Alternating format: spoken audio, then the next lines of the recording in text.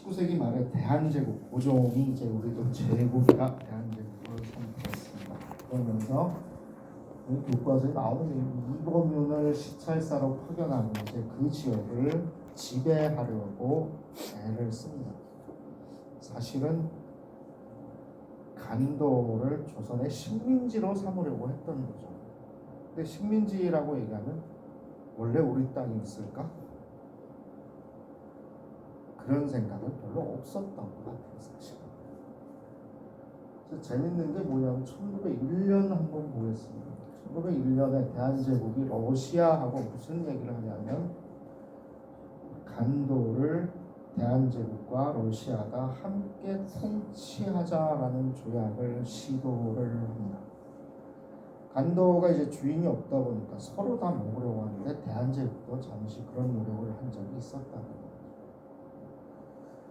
근데 사실 하지만 이제 실패를 하게 되죠. 이제 러시아, 일본이 워낙 셌기 때문에 이제 대한제국이 이런 시도는 실패를 하게 돼요. 근데 거기에 뭐 누가 들어와서 권력을 장악하든 일단 조선 사람들이 가서 눌러 앉아서 제일 많이 살기 시작했다라는 거죠. 조선 사람들밖에는 처음에는 없었다라고 합니다.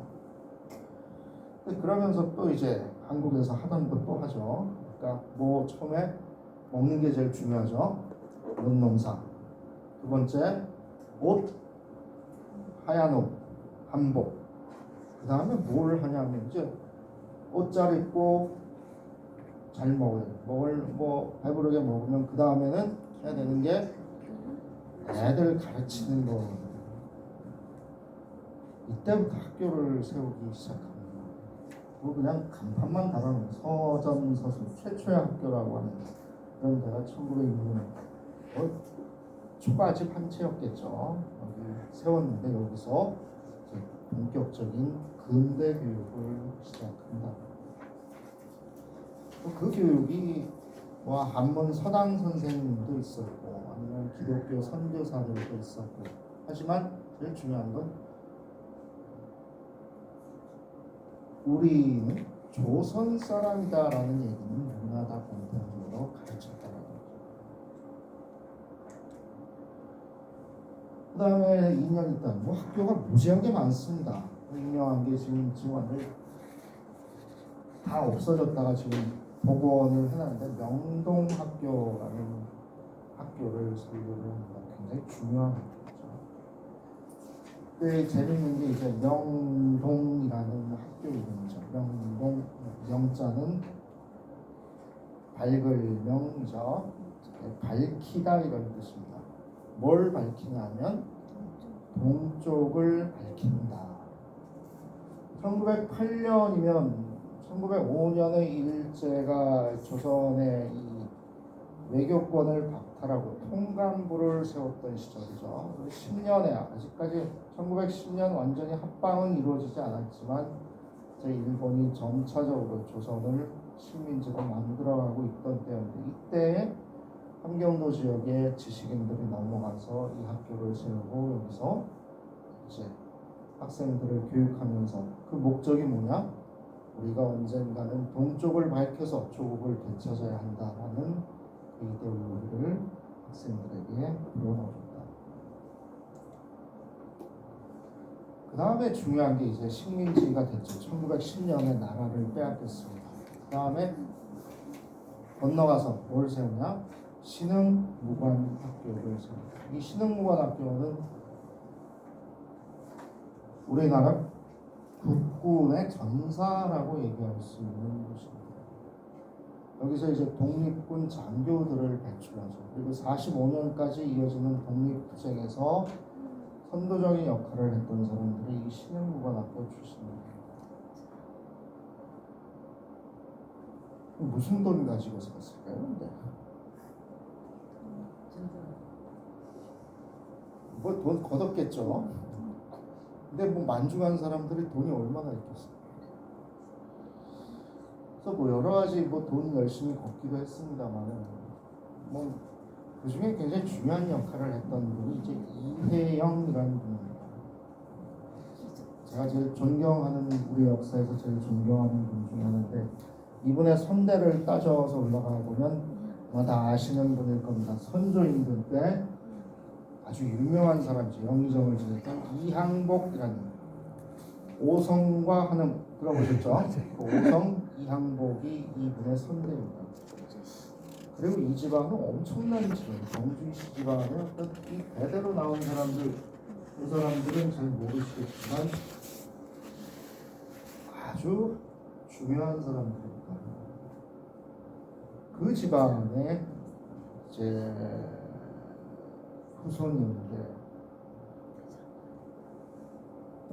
서울 중심지에 뭐 집도 굉장히 크고 돈도 무지하게 많은 집안이었다라고 얘기를 하죠. 근데 이회영 저분이 그걸 다 팔았습니다. 싹. 그래서 그 지금 돈으로 환산하면 믿거나 말거나 지금 600억 정도라고 얘기를 합니다. 그걸 처분을 해서 7형제였는데 7형제가 전부 다 만주로 넘어갑니다. 그래서 그 돈을 가지고 신흥무관학교를 세우고 이제 독립전쟁하는데 이제 많은 기여를 합니다. 근데 사실 이런 집안이 좀 많았으면 좋겠는데 별로 없습니다. 그렇게 많지는 않다. 근데 없진 않았다. 아주 대표적인 집안. 러블리스 어블리즈 얘기하는데 그 대표적인 집안이 이 경주시 이회영 집안. 7형제가 넘어갔습니다. 네. 근데 정말 더 가슴 아픈 문제는 이 7형제가 600억을 팔아서 가져갔으면 저 같으면 한 550억 정도만 썼을 것 같아요. 그래도 나도 먹고 살아야 된다. 근데 그걸 다 썼어요. 그렇다고 뭐 도박을 했냐? 이건 아닌 것 같고. 이 7형제가 각지로 돌아다니는 뭐 북경 뭐 저 남쪽까지 다니면서 독립운동하다가 마지막에 가서는 저 형제들이 막 굶어 죽고 이랬습니다. 북경에서 굶어 죽고 있습니다. 그래서 이분의 며느리가 쓴 수기가 아직도 남아 있습니다. 보면 참 가슴 아프죠. 근데 이런 분들이 있었다는 게 그나마 우리 역사에서 굉장히 큰 다행이 아니었을까. 자, 이제 식민지 시기로 넘어가죠. 어쨌든 그러면서 독립운동이 일어나는 거예요.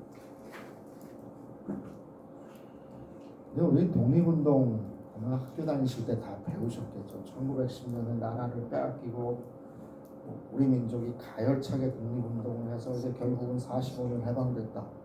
요즘 이거 조심해서 얘기해야 되죠. 이 독립기념관장 이상한 얘기해서 지금 저는 뭐 그런 쪽은 아닙니다. 독립운동 중요한데 문제는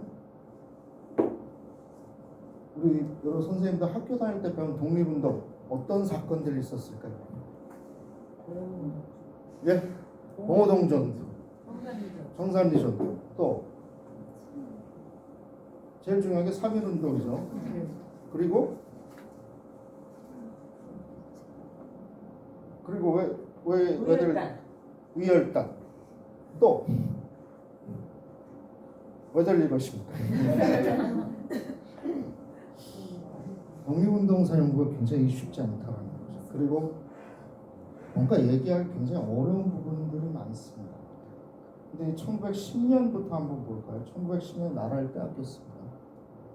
그 다음에 1919년에 3.1운동, 대규모로 3.1운동이 일어나죠. 그 사이에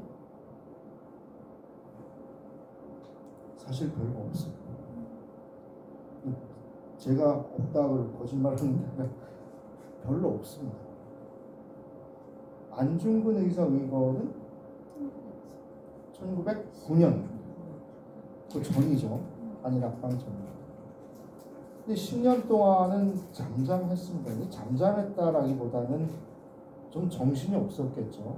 일제 식민지 계속 이제 강화되는 상황에서 좀 두고 보자 하다가 결국 9년 만에 터진 게 3.1운동이었습니다.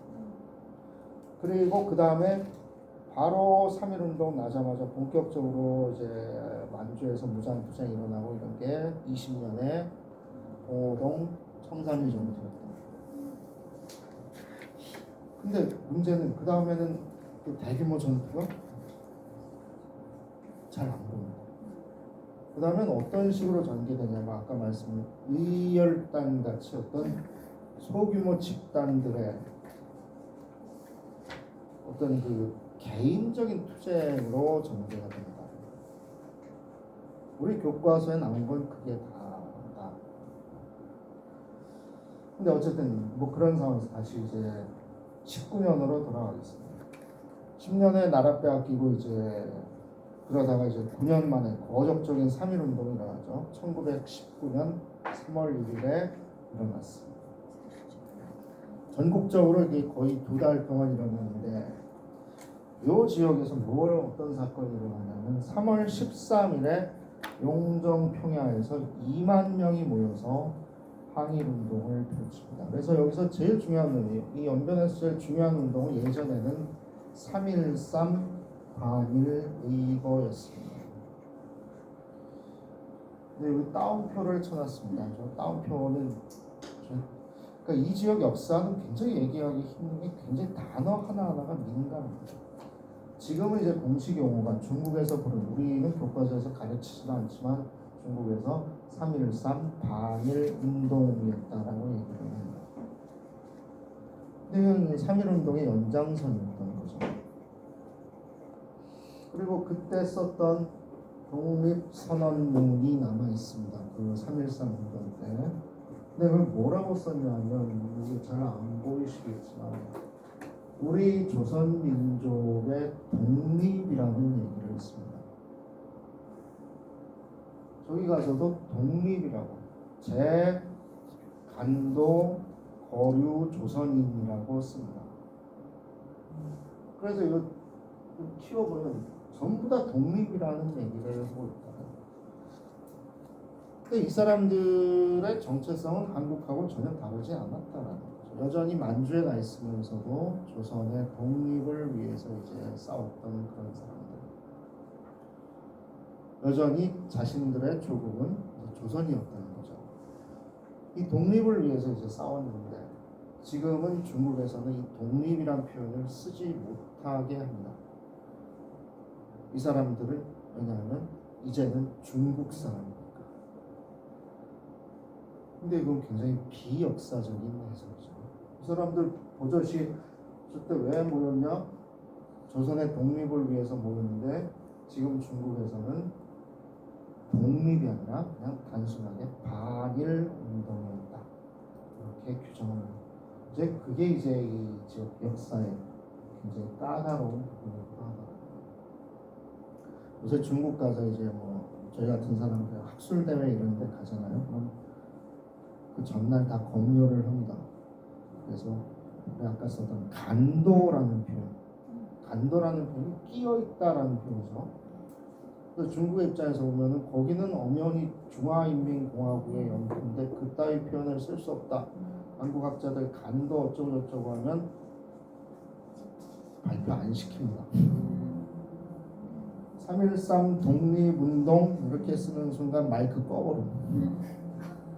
얘는 그냥 독립이 아니라 반일 운동이었다. 그때 한 10몇 분이 이제 총에 맞아서 이제 죽고 이제 거기 눈이 모셔져 있는데 이 사람들이 일본군 총에 맞은 게 아니라 중국 그 지역 경찰 총에 맞아서 죽습니다. 근데 여기도 보시다시피 3.13 지금 뭐 우리 여기 보면 독립운동가잖아요.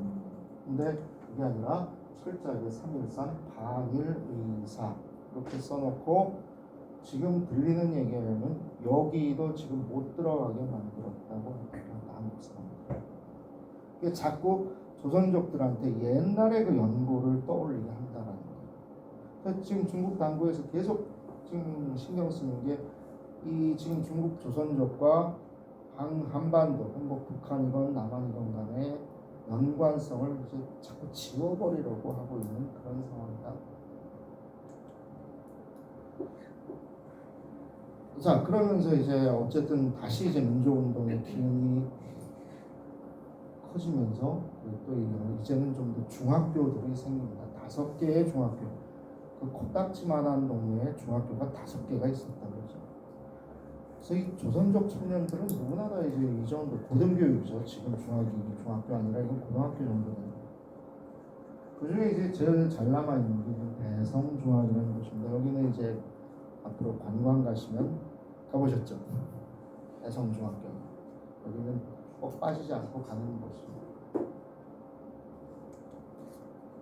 이 대성이라는 얘기는 공자를 얘기해요. 우리 저기 성균관 가면 대성전 있죠. 거기서 나온 얘기예요. 그래서 이건 이제 유학자들이 세운 학교고 지금 뭐 제일 잘 남아 있는데 문제는 여기에 가면 이제 윤동주 기념관이 마련이 되어 있습니다. 윤동주 기념.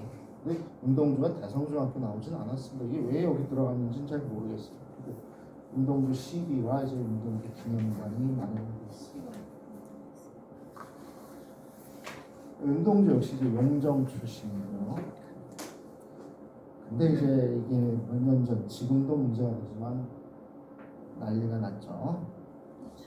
10년 전엔 아무것도 없었습니다. 근데 한 뭐 언제인지 모르겠는데 7, 8년 된 것 같아요. 그 윤동주 고택 앞에다가 저 큰 돌을 저렇게 세워놨습니다. 그리고 윤동주 생가.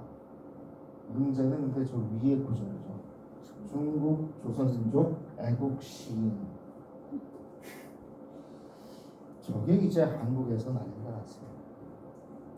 윤동주 아마 제일 좋아하는 시인 투표해 보면 1위가 윤동주라는 거죠. 이 윤동주를 중국 조선족 시인이라고 얘기할 수 있는. 그래서 막 TV 광고도 하고 막 그랬어요. 2012년 한참 되면 10년 넘었군요. 중국 지린성에서 관광지로 개발하면서 중국 조선족 애국 시인이라는 이 표지를 세웠습니다. 굉장히 기분 나쁜 거 사실. 윤동주는 일제 강압에 고통받는 동시에 가서 다음 강의가 이제 다음 주에 문학하시는 선생님 오셔서 이 윤동주 본격적으로 얘기를 말씀을 하실 거라서 이제 맛만 보고 넘어가겠습니다.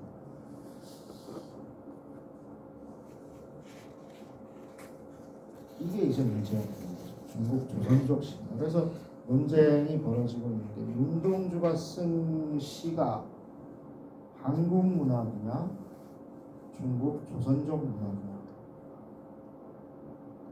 뭐 우리 상식적으로 생각하면 절대 받아들일 수 없는 얘기죠. 중국 조선족 문학, 우리 시 문학사에서 빼놓을 수 없는 사람. 이거 어떻게 중국 조선족 시인이라고 할 수 있냐. 뭐 감정적으로는 그렇습니다. 근데 조금 이제 한 발 떨어져서 보면 윤동주 옆집 사는 사람은 중국 조선족이에요, 한국 사람이에요?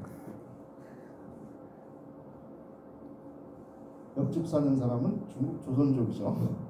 윤동주만 왜 한국 문학에만 들어와야 되는 걸까? 좀 쉽지 않은 문제일 수도 있다는 거예요. 윤동주하고 옆집 사는 사람하고 무슨 차별성이 있어요? 윤동주는 시를 잘 썼고 그 옆집 사람은 뭐 하는지 모르는 사람이다. 이 차이밖에 없는데 윤동주는 한국 문학에서 꼭 중국 조선족 역사에 뺏길 수 없는 사람이고 옆집 사람은 조선족이고 뭔가 우리의 논리도 그렇게 명쾌하지는 않다. 거기에 대한 해답은 다음 주에 들으시면 되겠습니다. 근데 이제 뭐 여러 가지 얘기를 합니다. 윤동주가 썼던 굉장히 유명한 서시 말고 별을 해는 밤이라는 시에 보면 이런 것들을 하고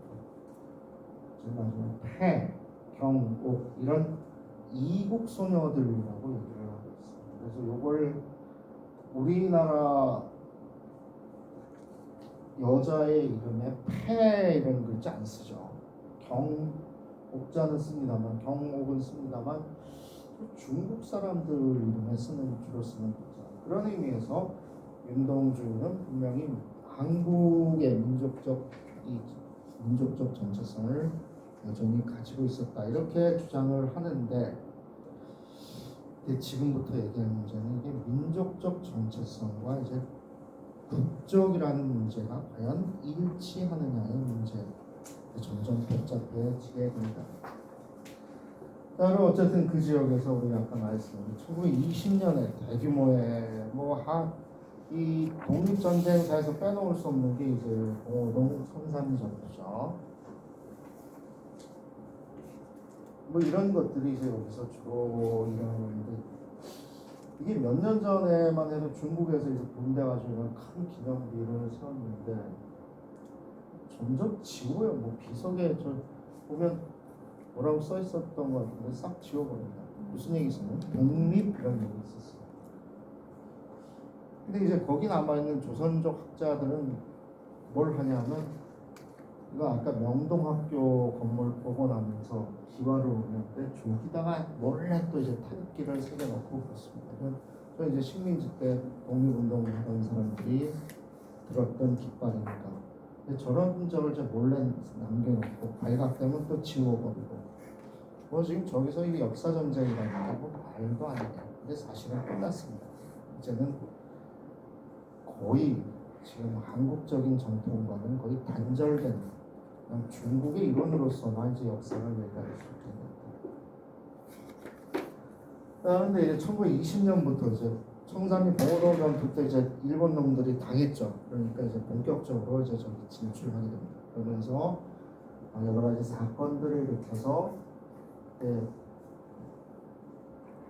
얘를 자작극자가죠. 그래서 저기 어쨌든 간에 중국 땅이니까 자기들 일본군이 한반도에서 건너가기 위해서 핑계가 필요하죠. 그래서 자작극을 벌여서 쳐들어가서 조선인들 3,000명을 죽입니다. 이게 아까 봤던 청산리 봉오동 전투 직후에 벌어지는 거죠. 대규모의 한인들이 집단적으로 학살을 당합니다. 그 다음은 이제 없어지는 거죠. 독립운동이 없어집니다. 그 다음에 아마 옛날 교과서 생각하시면 좀 떠오르실지 모르겠는데 요즘 학생들도 제일 싫어하는 부분이 한국 근대사 부분에 이 독립운동 단체 나오는 부분. 무슨 공로분정서 뭐 서로 근데 사실은 굉장히 소규모 집단들이었어요. 그렇게 많지 않고 이게 전투가 많이 크지도 않았고 또 하나 중요한 건 전부 다 압록강, 두만강 북쪽에서 벌어졌습니다. 이 안쪽에서 벌어진 전투는 거의 없었어요. 하나 있었습니다. 근데 그거는 얘기하면 잡혀갑니다. 유일하게 만주에 있다가 이쪽에 쳐들어와서 일본군 주재소를 습격했던 전투 김일성이 벌였다고 하는 보천보 전투라는 보천보 전자악단 이런 얘기는 들어보셨을 겁니다. 그 보천보 전투라는 게 딱 한 번 있었고 나머지는 전부 다 북쪽에서 있어요.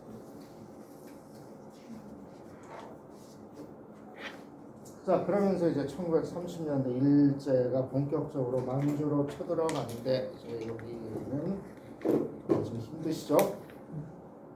우리 10분만 쉬었다가 다시 이어가도록 하겠습니다.